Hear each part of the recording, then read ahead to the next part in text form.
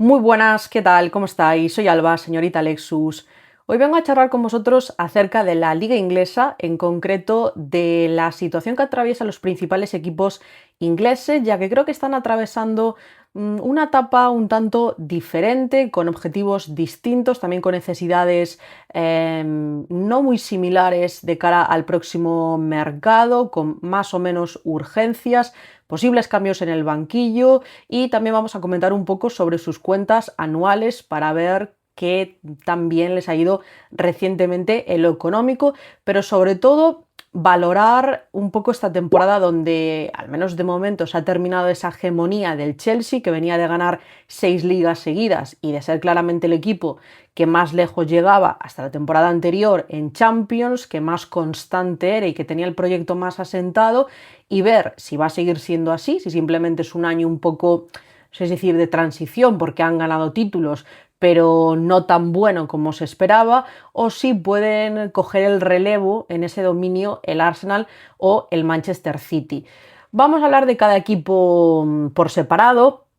Empiezo con el Chelsea, creo que es aquel sobre el que hay más cosas que comentar, ya que han sucedido más situaciones esta temporada que merece la pena revisar. Empezando un poco por el principio de esta etapa en la que yo creo que hay que poner el foco. El Chelsea anuncia hace unos meses, en un momento complicado de la temporada donde no le estaban saliendo bien las cosas, la renovación de Sonia Bonpastor hasta 2030. No terminaba el contrato, pero sí que la han querido renovar ya por varios años, un movimiento para mí muy inesperado,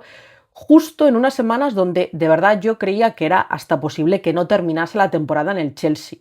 Pensaba que ya no solo cumplir el contrato anterior que tenía, sino no acabar este año porque no les estaba yendo bien, porque peligraba su situación en la Champions, incluso los títulos nacionales o el clasificarse para la Champions del año que viene. Renueva hasta 2030 y desde el club lo que dicen en el comunicado es que es una parte integral del proyecto a largo plazo, que el renovarla pues refleja que creen en su liderazgo, su visión y en la estabilidad que ella aporta. Hace precisamente semanas, en esas fechas, en ese momento en el que renovaba, en un artículo de The Guardian de Tom Gerry, que es un buen periodista inglés, decía lo siguiente que me pareció muy llamativo. Esta semana, varias fuentes cercanas del equipo del Chelsea han dicho que muchos de los jugadores ya no están jugando por el entrenador, un argumento que se vuelve creíble cuando observas el lenguaje corporal de algunas de ellas durante la segunda mitad contra el City, y se entiende que algunas jugadoras sienten que reciben instrucciones tácticas mucho menos detalladas en las charlas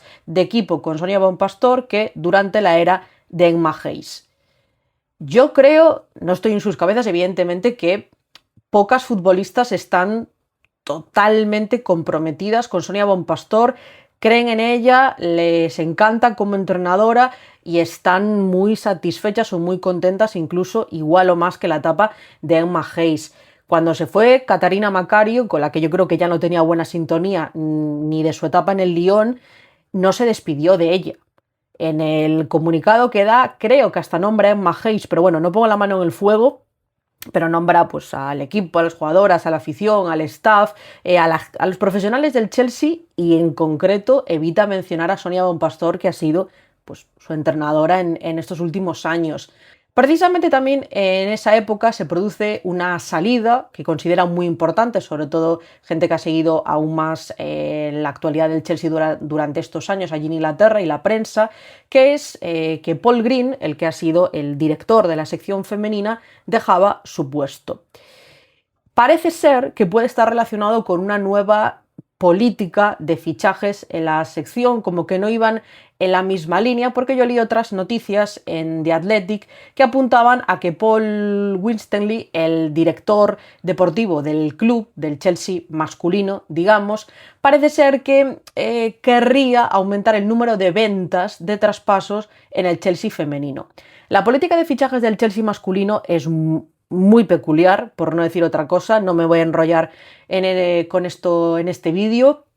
fichan muchísimo, muchísimos fichajes en los últimos años, sobre todo de jugadores jóvenes, algunos que se les ha perdido la pista, que no han llegado, no sé si a debutar, pero apenas a tener minutos en el Chelsea, han encadenado varias cesiones o han ido traspasados, vete a saber a dónde, y sí que recuerdo que hace unos meses se publicó que el Chelsea masculino había batido el récord de pérdidas en una temporada en la Premier League. Creo que ni deportiva ni económicamente les está saliendo tan bien como querrían y probablemente le gustaría, aparte de la directiva del club, aumentar las ventas en el femenino porque las cuentas anuales tampoco les encajan en dicha sección. Y tienen la suerte, algo que podría haber comentado al inicio del vídeo, estos equipos de jugar en Inglaterra. Con lo que ingresan allí por patrocinios, por derechos televisivos, por el naming de la competición, por diferentes criterios y porque no hay control financiero propiamente con el femenino. Eso les da una tranquilidad y una carta blanca a la hora de acudir al mercado que otros clubes, pues el Barça en primer lugar, no tiene. Entrando más en tema plantilla, cantera, fichajes, Bonpastor decía que le preocupaba un poco la diferencia pues, de nivel, de preparación entre la academia allí en Inglaterra y el primer equipo. Estando de acuerdo con ella, porque el tema de las canteras funciona allí de otra forma, cosa que, mira que pocas veces me gusta más lo nuestro, creo que está mejor, pero en esto sí que me quedo con el sistema español o europeo, como le queramos decir, pero también, en gran parte, si hay esa diferencia es porque tampoco se confía en ellas y tampoco se trabaja de la mejor manera posible, porque quizás, como idea, podría tener a 2, 3, 4 jugadoras de lo que sería el filial entrenando con el primer equipo, trabajando con ellas, viéndolas entrenar Sonia Bonpastor cada día y preparándolas y formándolas y poco a poco, en determinadas fechas, poder ir teniendo minutos. Y seguramente mejor les iría.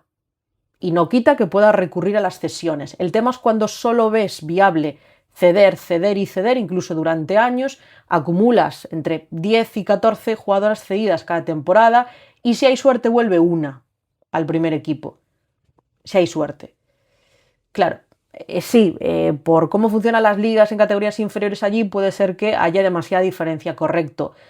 pero tú también tienes en tu mano decidir cómo intentar corregirlo o reducir esa diferencia. De hecho, precisamente dijo en febrero, cuando aún estaba abierto el mercado de fichajes allí de invierno, sobre si le hubiera gustado que hubiera más fichajes en verano. Sin hacer demasiados comentarios al respecto, me habría gustado haber estado en un mejor lugar en términos de la última ventana de transferencias. Es algo que ya comenté en el canal y lo único que puedo decir es que no tenía ninguna ficha libre. Me refiero, ya estaban todas ocupadas, incluso quedándoles jugadoras sin registrar porque estaban lesionadas. No sé qué más querrían haber fichado. Fichar para ceder aún más, supongo, porque ya en el primer equipo ya no podía inscribir a nadie más. Y no le parecía suficiente. Pero claro, tampoco es buen momento para recurrir a la cantera y para darles minutos. Bueno, una jugadora en el centro del campo sí que ha tenido sus oportunidades. Pero más allá de eso, por ir acabando con el Chelsea, parece que van a tener este verano salidas importantes. Ya se ha ido Guro Reiten, ya se ha ido Katarina Macario y todo apunta a que Sam Kerr y Millie Bright también van a abandonar el Chelsea este verano. Creo que se van jugadoras importantes, veteranas, que han sido titularísimas, pesos pesados en la sección. Eso supone que seguramente sea un verano movido, lo suele ser, ¿no?, en el Chelsea, porque van a tener que suplir a titulares y veremos a ver si siguen un poco pues, la tendencia en el mercado de si tengo que pagar 1 millón por jugadora lo pago de traspaso o si hay un cambio de estrategia, que ahora lo mencionaremos, pero creo que evidentemente es un poco un punto de inflexión en la sección porque son varios cambios importantes, jugadoras con salarios altos que se van, jugadoras que son o han sido titulares, capitanas, veteranas, en fin, también esa experiencia que se va a ir, pero bueno, son etapas que yo creo que con todas o casi todas tiene sentido que cierren. Hay alguna con contrato que no sé si saldrá, por ejemplo Nusken, que más de una vez se ha quejado de su falta de minutos, veremos a ver cómo evolucionan esos casos, pero sí que creo que va a haber bastantes movimientos. Yo siempre digo que no nos toquen a nosotros y luego que hagan lo que consideren, pero al Barça y a los intereses del Barça que nos dejen en paz, por favor. Por último, en cuanto a las cuentas anuales, a mí me ha llamado mucho la atención, creo que dan un poco de respeto. Por un lado, es verdad que han aumentado los ingresos considerablemente, que estaban más lejos del Arsenal en los últimos años y ahora mismo han subido hasta los 21,3 millones de libras. En ese sentido, bien. Los sueldos, atentos, han aumentado un 45% en una temporada hasta alcanzar los 14 millones y medio de libras. 45% de aumento, según comenta aquí el periodista Kieran Maguire. También las pérdidas llegan a los 17 millones de libras, que son 19 millones y medio más o menos de euros, y aquí en gran medida se debe a que parece que han adquirido el campo de Kingsmeadow. También me parece que las compras de jugadoras ascienden a casi 5 millones de libras y la deuda con la empresa matriz a 40 millones de libras. Lo que yo creo que es esto, que aparece en otras cuentas también del Arsenal, del City, ellos reflejan como que la empresa matriz les proporciona una serie de ingresos y seguramente sea que por tema de acuerdos comerciales, merchandising, patrocinios, digamos que hay cantidades que serían a repartir. Entonces parece que se las da, dicho de forma muy coloquial, la empresa matriz, el equipo masculino, a la sección femenina. Por eso yo creo que aquí refleja, y os dejo la última captura, un poco este artículo de Telegraph de se van nombres importantes este verano, nueva estrategia al parecer en el mercado por si buscan más perfiles jóvenes acercarse a lo que hace el masculino, veremos a ver si es verdad o no. El tema de las lesiones, un poco de respeto sobre el departamento médico, el staff que trabaja en este sentido y el rol de Bon Pastor y Billy, porque incluso con la renovación pues han quedado señaladas a lo largo de la temporada. Es un año peculiar del Chelsea donde yo creo que de cara al futuro cercano quiere recuperar esa posición de líder en Inglaterra, volver a por la Liga, porque este año ya ha ganado la Copa de la Liga y puede llevarse la FA Cup, pero querrá la Women's Super League y ganar la Champions, que es el título importante que le falta. Para mí ya tenían plantilla todas estas temporadas para conseguirlo, por H o por B no se les dio y yo creo que es ese foco, ese objetivo que tienen que tener a corto o medio plazo. En segundo lugar, por parte del Arsenal, voy a ir más rápido con el Arsenal y el City. El Arsenal anunció la renovación también de Sleggers en unas semanas donde de nuevo no estaban sacando buenos resultados, similar a lo de Bon Pastor y similar a lo que pasó en el pasado con Jonas Eidevall, el darle esa confianza y tranquilidad para que supiera que tenía su puesto asegurado por más tiempo. Yo creo que Sleggers no lo ha hecho mal, lo que también creo es que el ganar la Champions le vino genial a su imagen porque como interina a mitad de temporada se hace con el cargo y gana el título más importante que hacía 17, 18 temporadas que no conseguían, pero ya a nivel nacional no había estado del todo bien. Como había cogido el equipo a mitad de temporada en un año complicado, se entendía, sobre todo en Liga, pero esta temporada ya no aspiran a los títulos nacionales, salvo que haya una catástrofe en la Liga. La va a ganar el City y la Copa de la Liga la ganó el Chelsea y de la FA Cup han caído eliminadas. Entonces vuelven a tener opciones de nuevo en Champions, que están en semifinales, pero a nivel nacional creo que es el debe del Arsenal. El, precisamente como vigente campeón de la Champions, demostrar que puede repetir eso en la Liga o las Copas y dar un paso al frente, sobre todo porque lleva años que no ha conseguido aumentar el palmarés y que no ha conseguido imponerse verdaderamente, especialmente al Chelsea. También parece que va a haber varios cambios en plantilla, incluso que se habla de cierta revolución, de que quieren buscar un poco cambiar el equipo. Katie McKay parece que va a salir, se habla incluso de Kaylin Ford y de Beth Mead, 3 jugadoras más veteranas. Sí que han renovado Kim Little y Blackstenius, que precisamente vi esta mañana la noticia, y han salido rumores que ya parece, bueno, casi cerrado, por lo menos con Georgia Stanway y con Geraldine Reuteler, estas dos centrocampistas que parece que se van a incorporar al Arsenal, mientras en este último parón pues Victoria Pelova daba alguna entrevista y decía que no está contenta con su rol y parece muy probable que salga. Entonces, posiblemente jugadoras veteranas abandonen este verano el Arsenal, algún incluso con contrato que pueda salir. Laia Codina, no sé si tiene un +1 o no, también es otro de los nombres que suenan como posibles salidas. Bueno, veremos a ver en qué queda finalmente, pero puede que haya varios cambios. Están mirando de momento el mercado sobre todo de agentes libres, también se ha rumoreado la posible llegada de Ona Valle al equipo inglés y bueno,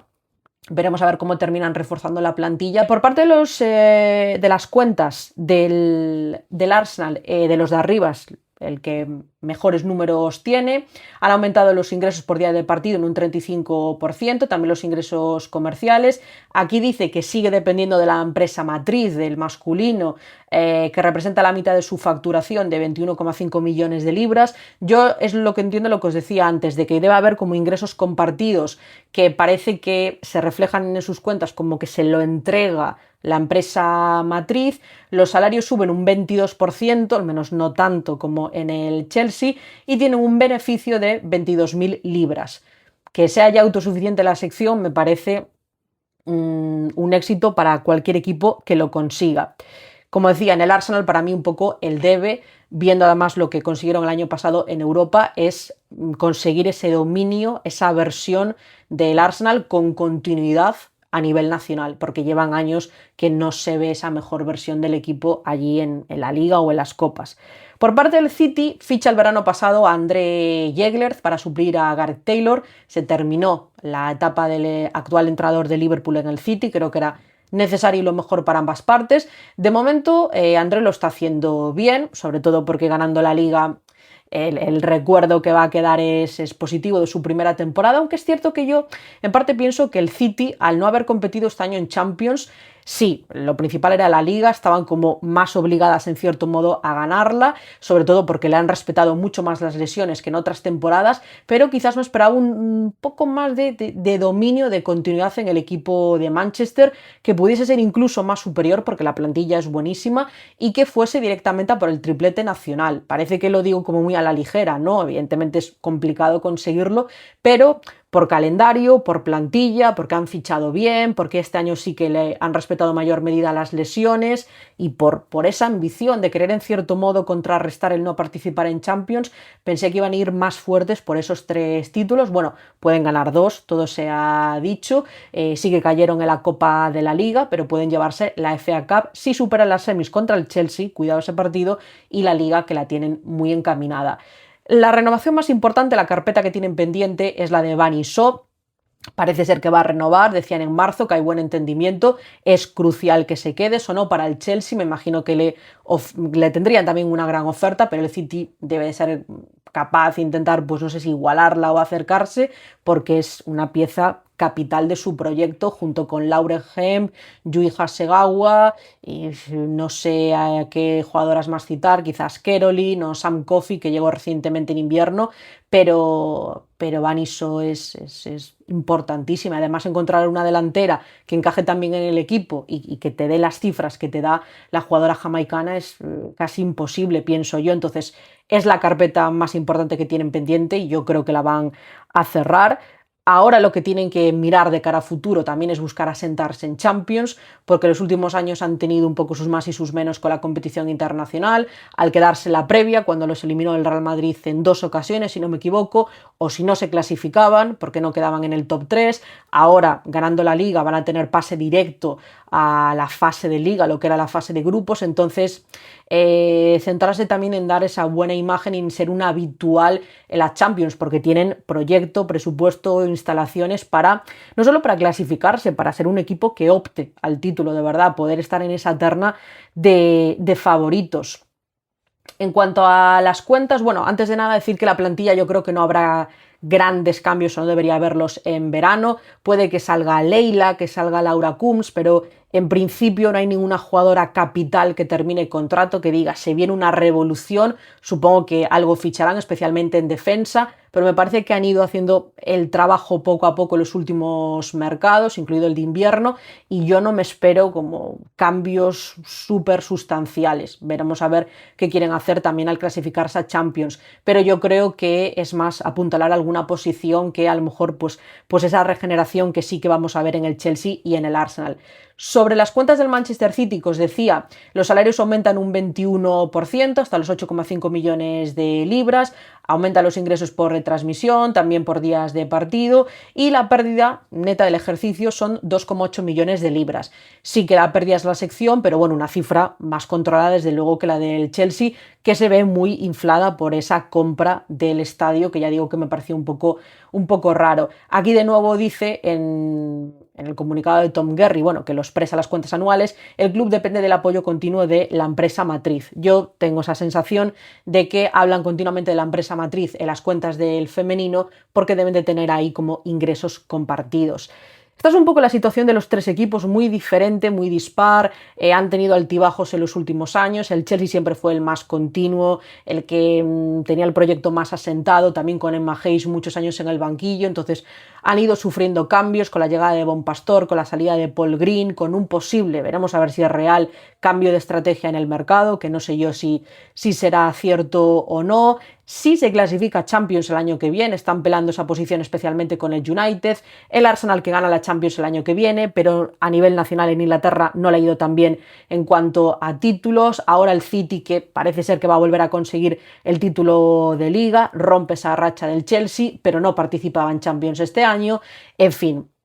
Contextos muy distintos, pero tres equipos fuertes, tres equipos con grandes presupuestos, superior el del Chelsea, tres equipos que han sufrido recientemente cambios en el banquillo, que han empezado etapas diferentes en cuanto a ese liderazgo de un entrenador y a ver cómo les va de cara a la temporada que viene. Si no he hablado en este vídeo del United es porque para mí, por el presupuesto y porque la sección tiene menos antigüedad, está menos asentada en la élite que estos otros tres, por eso lo dejo un poquito aparte, no es que desprecio, descarte al United, y si se cuela en el top 3, si elimina alguno de estos equipos en los puestos de liga, pues tendrá mucho mérito y evidentemente habrá que considerarlo en esa pelea aún en mayor medida por los títulos. Os quiero leer a vosotros en comentarios, saber vuestra opinión, cómo veis la situación de estos equipos en Inglaterra, si volvéis a dar favorito al Chelsea, si creéis que Arsenal o City pueden llevar un poco la iniciativa en los próximos años. Gracias por el apoyo al canal y nos vemos en los próximos vídeos y directos. Chao, chao.